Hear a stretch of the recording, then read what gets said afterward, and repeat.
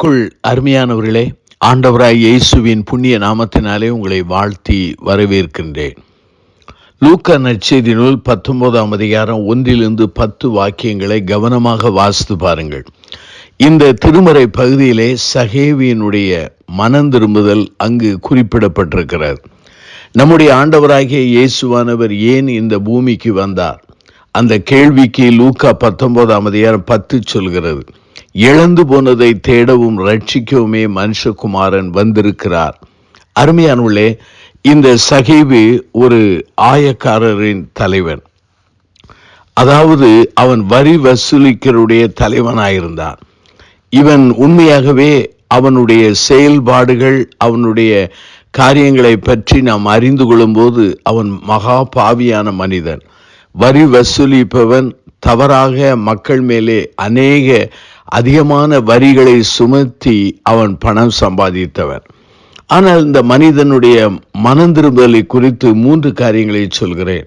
1, ஆர்வத்துடன் ஆண்டவரை தேடினான். லூக்கா 19ஆம் அதிகாரம் 3-4 பாருங்கள். இயேசு எப்படிப்பட்டவரோ என்று அவரை பார்க்க வகை தேடினான். அவன் குள்ளனானபடினால் ஜனக்கூட்டத்தில் அவரை காணக்கூடாமல் அவர் போகும் வழியிலே முன்னாக ஓடி அவரை பார்க்கும்படி ஒரு காட்டத்தி மரத்தில் ஏறினான். இந்த வசனத்திலே 4வது வாக்கியத்திலே முன்னாக ஓடி என்கிற ஒரு வார்த்தை வருகிறது. அதனுடைய பொருள் என்ன? அவன் ஆர்வத்துடன் அவன் ஆண்டவரை பார்க்க வகை தேடினான். அருமையானவர்களே, நம்முடைய வாழ்க்கையிலே ஆண்டவரை பார்க்கிறதிலே அவரை தேடுவதிலே நாம் ஆர்வத்தோடு தேடுகிறோமா? இந்த கேள்விக்கு நாம் பதில் காண வேண்டும். அநேகரோ சலிப்போடு, ஏதோ ஒரு பாரம்பரியத்தோடு, செய்ய வேண்டும் என்கிற கட்டாயத்தோடு ஆண்டவரை தேடுகிறோம். அது நல்லதல்ல. ஆண்டவரை ஆர்வத்தோடும் அதே சமயத்தில் ஆசையோடும் நாம் தேட அழைக்கப்படுகிறோம். 2வதாக, அவன் மரத்தில் ஏறி உட்கார்ந்திருந்தான். அந்த இடத்திற்கு வந்தபோது இயேசு அண்ணாந்து பார்த்து அவனை கண்டு, சகேவே, நீ சீக்கிரமாய் இறங்கி வா, இன்றைக்கு நான் உன் வீட்டில் தங்க வேண்டும் என்றார்.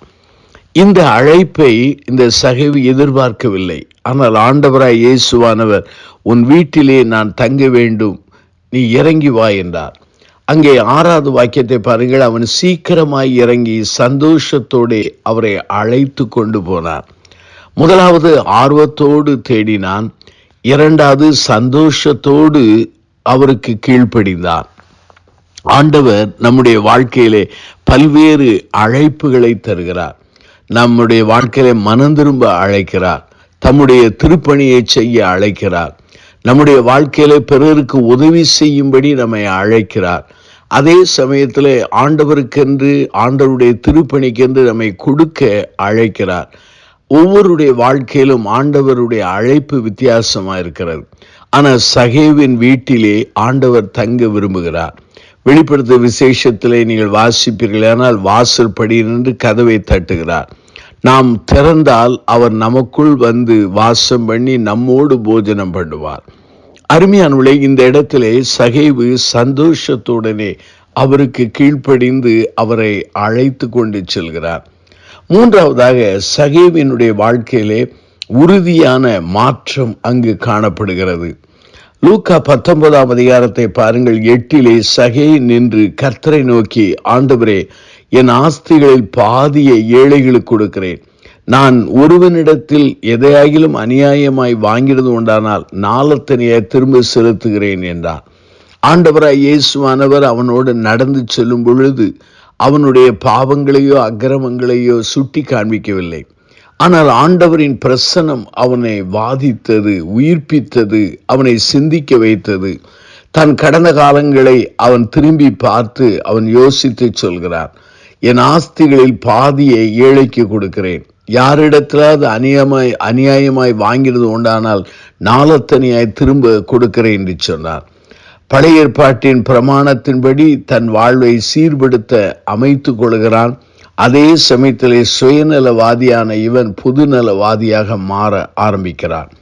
இந்த லூக்கா 19ஆம் அதிகாரத்திலே 8 பாருங்கள். சகேயின் நின்று அந்த நின்று என்கிற வார்த்தை அவன் உறுதியான தீர்மானம் எடுத்து தன்னை சீர்படுத்துகிற அந்த தன்மையை காண்பிக்கிறது.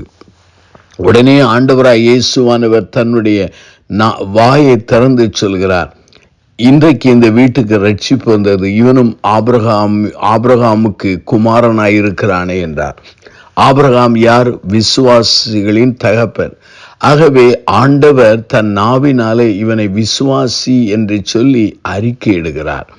அருமையானவர்களே, ஆர்வத்துடன் தேடுகிறோமா? சந்தோஷமாய் கீழ்ப்படுகிறோமா? உறுதியாக தீர்மானம் செய்து நம்மை சரிபடுத்துகிறோமா?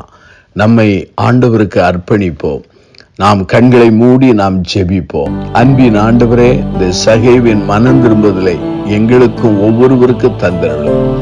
ஆர்வத்தோடு உம்மை தேடவும், சந்தோஷமாய் கீழ்ப்படியவும், உறுதியாய் நின்று எங்கள் வாழ்வை சீர்படுத்தவும் உதவி செய்யும். இந்த செய்தியை கேட்டுக்கொண்ட மக்களை ஒவ்வொருவரையும் ஆசீர்வதியும். இயேசுவின் நாமத்தில் ஜெபிக்கிறோம் ஜீவனுள்ள பிதாவே, ஆமென்.